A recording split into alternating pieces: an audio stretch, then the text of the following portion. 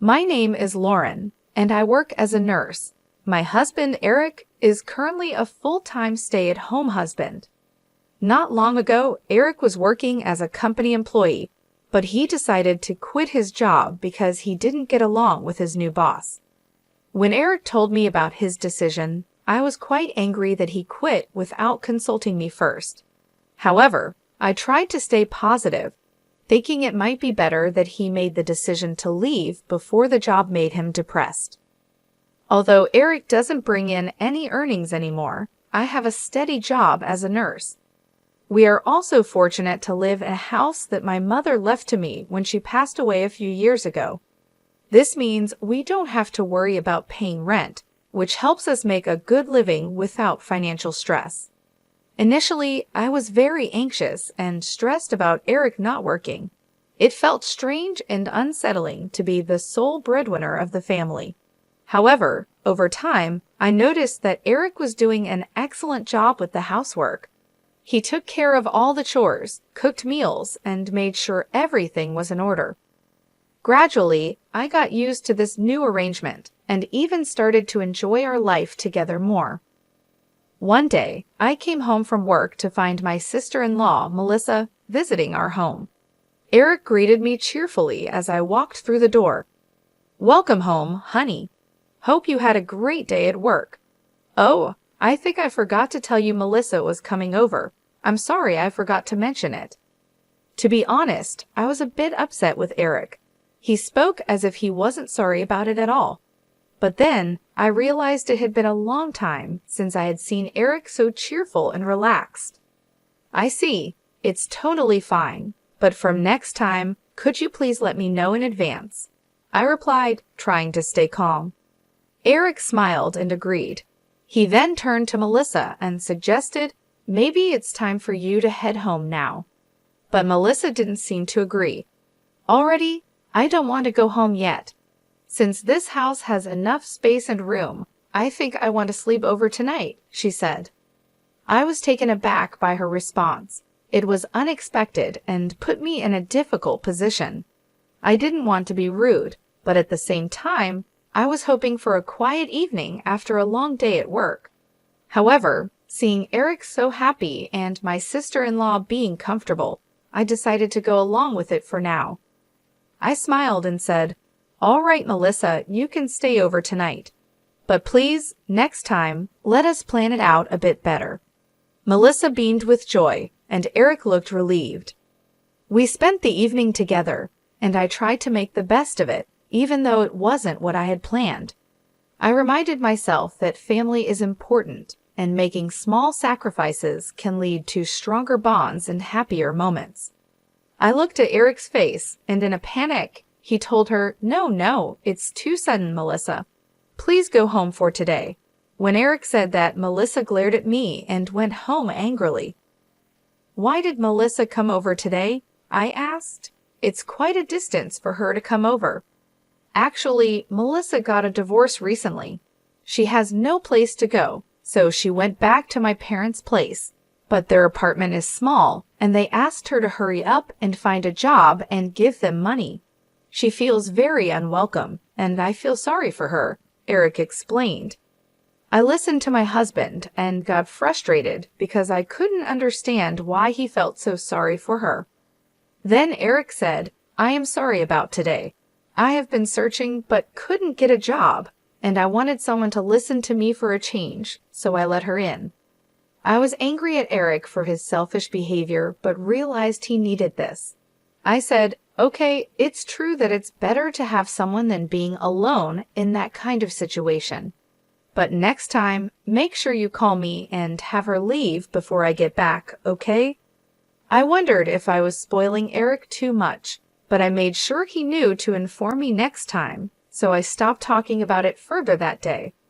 5 days later, Eric texted me while I was at work. "Hey, hope your day is going great at work. Melissa is saying that she wants to come over if that is okay with you. You're working until 8 p.m. today, right? I will make sure to have her leave before 8 p.m. It had only been 5 days since she last came over. Eric said he would make sure Melissa leaves before 8 p.m., but I worried about how long she planned to stay. I said, "Fine, make sure she leaves as soon as possible." I really didn't want Melissa to come over, but seeing Eric so happy about it, I agreed. I wanted Eric to enjoy his time with his sister, so I didn't think much about it. At work, it was such a busy day that I totally forgot Melissa was coming over. When I finally got home, she was still there. "Huh, why are you still here?" I asked, feeling a bit annoyed. Eric noticed my bad mood right away and panicked. "I'm so sorry. I've been asking Melissa for advice and lost track of time. Melissa will leave now." Eric turned to Melissa, and she sighed, saying, "Yes, yes, I will go home now." She started packing her things, acting annoyed, and then laughed. Her attitude really bothered me, so I said, "What's up with her? This isn't her house. Doesn't she have any sense?" Eric defended her. "You're saying too much. She came all the way here just to help me." I thought they could have met somewhere else, but I was too tired to argue. "You're right. Sorry I said too much. I'm just too tired today. I need to rest." Eric looked like he wanted to say more, but I was exhausted, so I went to bed without another word. The next day, I had a day off and was relaxing at home. Eric came up to me and said, "About yesterday, I'm sorry. I was wrong. I wanted you and Melissa to get along, but it wasn't a good time." Since we hadn't talked much lately, I realized how much he wanted us to get along. "Oh, that's the reason. I've been so busy that I haven't made time for us. I did say too much yesterday. I'm sorry." Eric was happy we talked it out. "Okay, today I'll make your favorite dish, meatball pasta." He started cooking, and then his phone rang. "Who's calling?" I asked. "Oh, it's Melissa. I wonder why," he said. I had a bad feeling about it, but told him, maybe it's urgent. Eric checked with me and then picked up the phone. I couldn't hear what Melissa was saying, but the call ended quickly. "How is Melissa?" I asked. "She said she has something to tell me, so she's coming over now," Eric replied. I was irritated because I didn't want to see her on my day off, but since she was already on her way, I couldn't say anything about it. Eric tried to lighten the mood by continuing with dinner. As he cooked, I sat on the couch, feeling a mix of frustration and exhaustion. I had hoped for a quiet day off, but it seemed that wasn't going to happen. I sighed and decided to make the best of it. Melissa arrived shortly after, knocking on the door with an urgency that matched my bad feeling.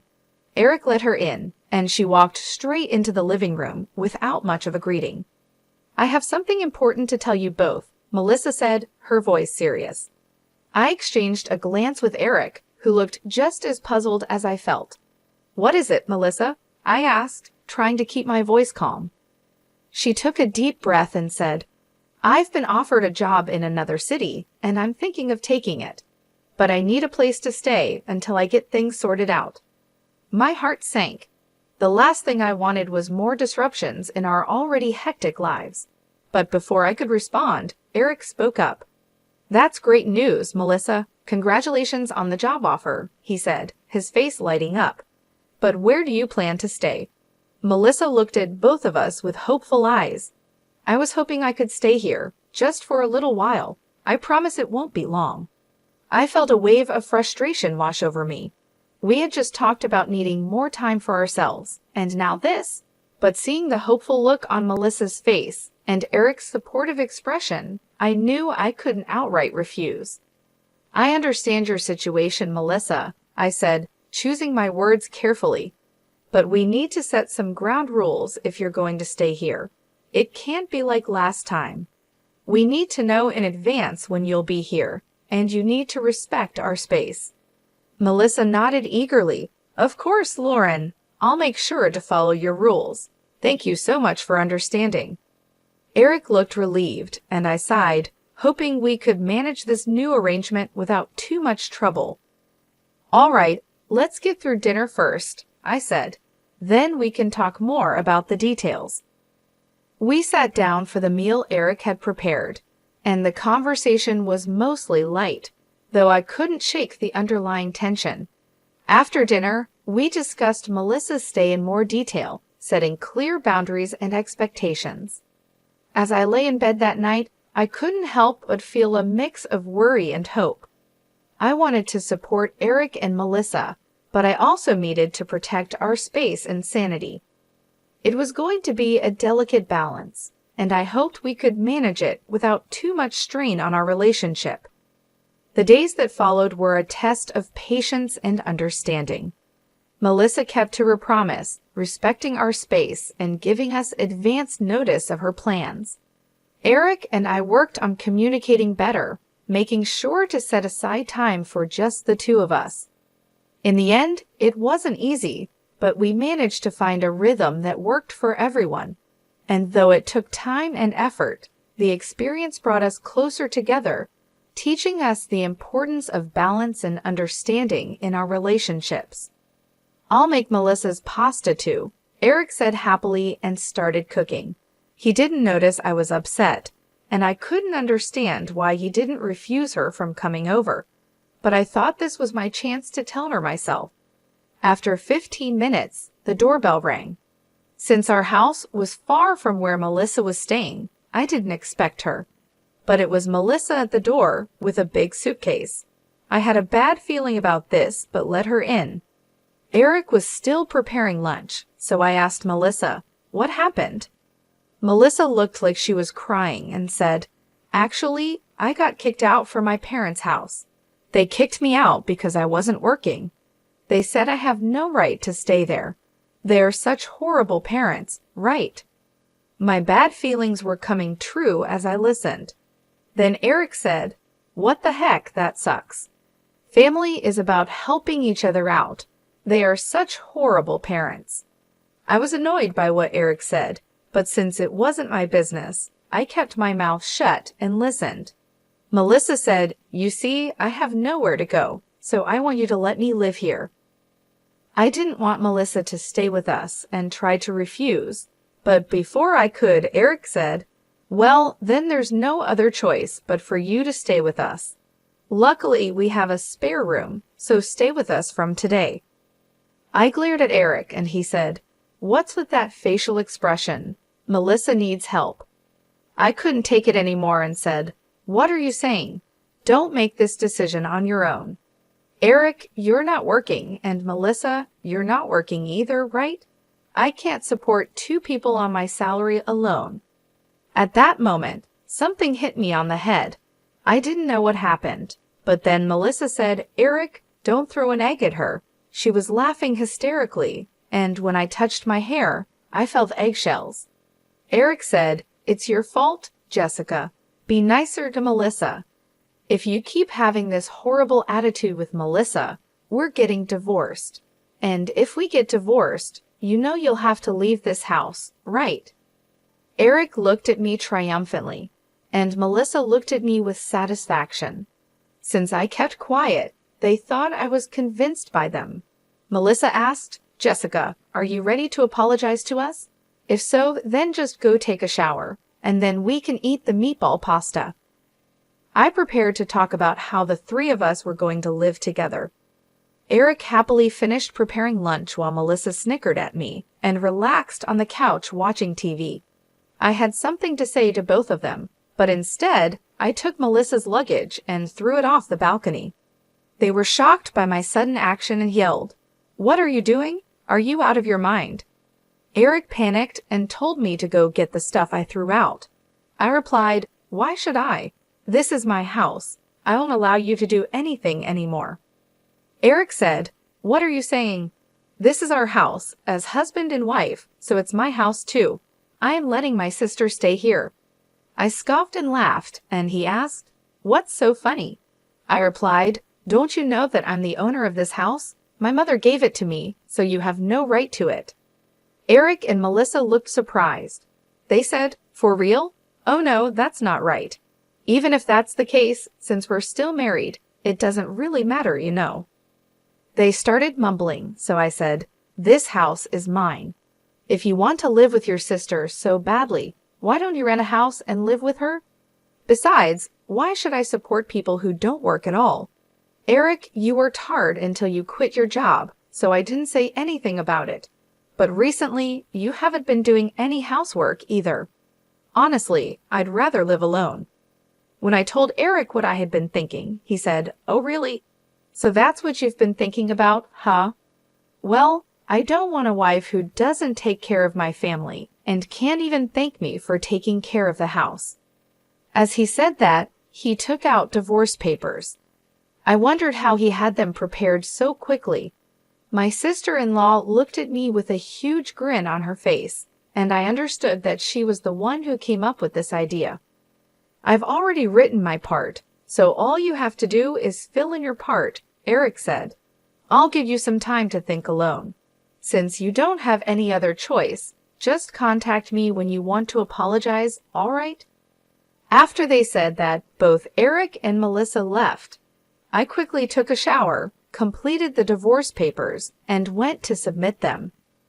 I think my husband showed me the divorce papers to scare and threaten me, even though it was Melissa's idea. "I've already written my part, so all you have to do is fill in your part," Eric said. "I'll give you some time to think alone. Since you don't have any other choice, just contact me when you want to apologize, all right?" After they said that, both Eric and Melissa left. I quickly took a shower, completed the divorce papers, and went to submit them. I think my husband showed me the divorce papers to scare and threaten me. Even though it was Melissa's idea, Eric went through with it. I don't want a husband who would do such a thing to his own wife. A few days later, Eric called and asked, "Are you ready to apologize?" I was really angry. "What are you calling about all of a sudden? Why should I contact you? You're just a stranger to me now." Eric sounded confused. "What do you mean a stranger? Is there something wrong with your brain?" He didn't seem to understand the situation, so I decided to tell him clearly. "I submitted the divorce papers, and it's finalized. So you and I are strangers now. Oh, and I sold my house already, so even if you try to come back, there's no point. I also quit my job and am starting fresh somewhere else. I sent all your belongings to your parents, and they should be arriving soon. I'm worried if they'll all fit in their small place." Eric seemed clueless about what was happening and sounded like he was arguing with someone on his end. "Anyway, you're the one who suggested the divorce in the first place, right? I have nothing more to say to you. Since I want nothing to do with you, I'm blocking your number. Goodbye." My ex-husband yelled something, but it wasn't my concern. I hung up and blocked his number.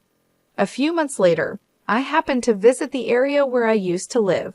On my way home, I stopped by a supermarket. There, I saw someone who looked like my ex-husband, Eric, working. It seemed like he made a mistake at work, and a younger woman was scolding him. "Oh, how many times do I have to tell you to understand? Don't make me repeat myself," she said while other workers chuckled at the scene. I felt a bit bad for him seeing the situation. He was getting scolded by a much younger woman, and other workers were laughing at him. But there's nothing I can do about it because he's just a stranger to me now. As I watched him, I thought about how things might have been different. If Eric had thought more about how to handle his sister, maybe this wouldn't have happened. Melissa caused so many problems between us, and Eric just went along with it without considering how I felt. But in any case, I'm glad I divorced him. It wasn't an easy decision, but looking back, it was the right one. Now, I am enjoying my life being single. I have more peace and freedom. I don't have to deal with the stress of their constant drama. Since the divorce, I've had more time to focus on myself. I've started new hobbies, met new people, and even took up a new job that I love. I'm in control of my own life, and it feels great. Seeing Eric in that situation reminded me of how much I've grown. I don't have to worry about his problems or his sister's issues anymore. They are not my responsibility. I am free to live my life the way I want, without the constant stress and unhappiness that came with our marriage. So while I felt a bit bad for him in that moment, it quickly passed. I reminded myself that he made his choices, and I made mine. and my choice to leave was the best decision I could have made for my own happiness and well-being.